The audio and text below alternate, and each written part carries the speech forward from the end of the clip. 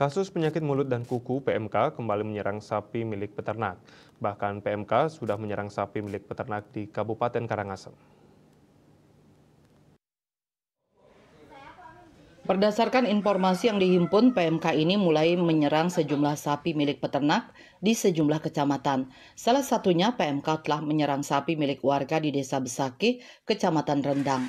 Bahkan akibat PMK ini, sapi milik salah satu peternak di Besaki yang harganya mencapai belasan juta rupiah mati.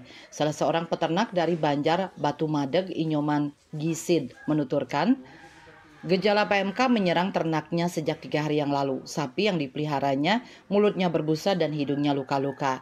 Hal senada juga diungkapkan Ninyoman Remin. Dia menjelaskan sapi yang dipeliharanya mulai sakit dengan gejala PMK sejak 2 hari lalu. Akibat penyakit itu, sapi miliknya kehilangan nafsu makan. Kepala Distan Karangasem Inyoman Sikingurah mengatakan, dengan kembali merebaknya PMK, peternak diminta meningkatkan kewaspadaan penularan.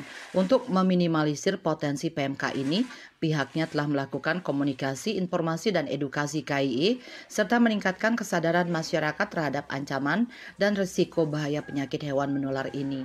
Sikingurah mengatakan pihaknya secara rutin melakukan kegiatan penyemprotan disinfektan pada pasar hewan dan tempat jual beli ternak sapi, melakukan KIE kepada peternak terkait bahaya PMK dan jika ditemukan agar segera melaporkan ke petugas kesehatan hewan dan melakukan vaksinasi PMK pada sapi. Eka Parananda, Bali Pos.